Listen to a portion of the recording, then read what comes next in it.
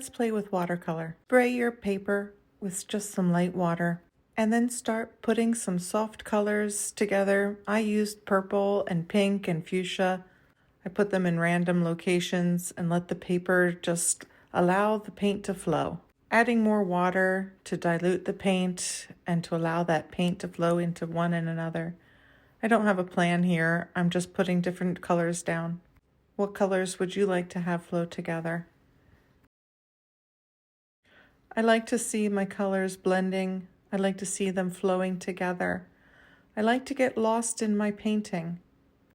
I prefer to make my own colors, so sometimes I start with a basic color, but then I blend 2 or 3 colors together. I felt like the top got a little too dark, so I took a paper towel and removed some of the pigment from my paper. It's so easy to do while it's still wet. Just blot it away and start again. The fun thing about watercolor is there are no mistakes. We just work with what happens. It's a very unpredictable medium, and you just need to kind of work with it.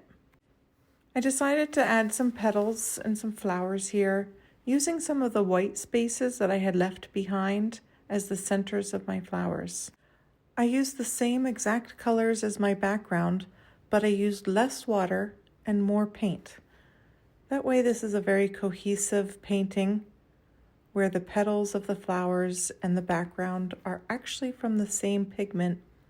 It's just more of it and less water.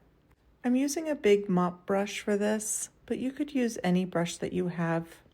Hopefully you've left some nice white spaces on your paper instead of filling it completely. That's going to allow you to create your flowers and create little petals and have your petals going around the white spaces. We'll fill those areas in later with some yellow or whatever color you choose.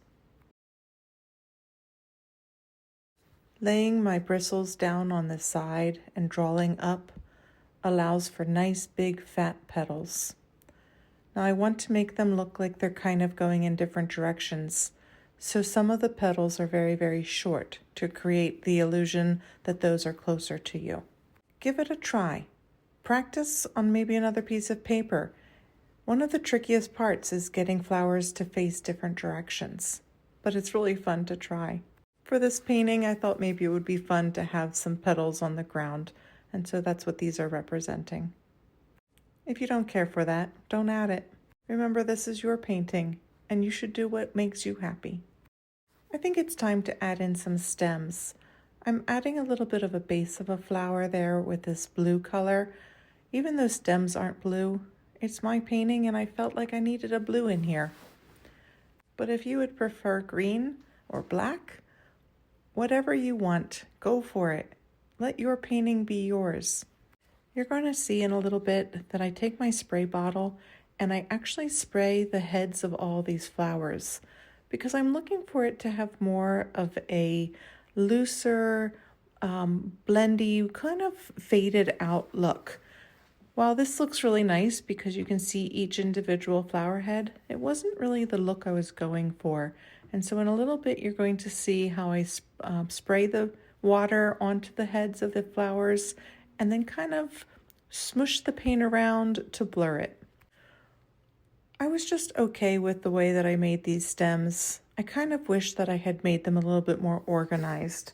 So if when you're painting, you want to rearrange how the stems go, that would be great. Do it the way you want to do it. Here I'm spraying the painting, letting the paint bleed out. I'm even going to use the paintbrush to smear it down and smudge out some of the stems and smudge out some of the petals.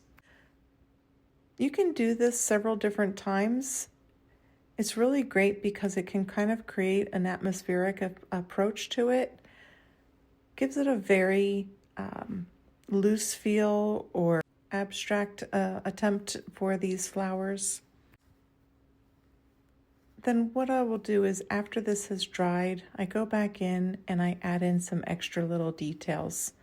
Just kind of adding back in the details from what I had already removed. It adds this layering effect that I kind of like. A lot of this painting is just an experiment. things that I have to practice, things that I want to try again. That's what I would love to see you do. Just practice and have fun. Play around with it. What do these different paintbrushes work like? How do you use the different ones? What happens when you add too much water or not enough water? After I was all done, I pulled out one of my micro pens. It's like a really thin black marker, and I decided to go in and sketch in some of the extra details. I'm holding this pen at the very back side of it so that my pen strokes are very rough and etchy.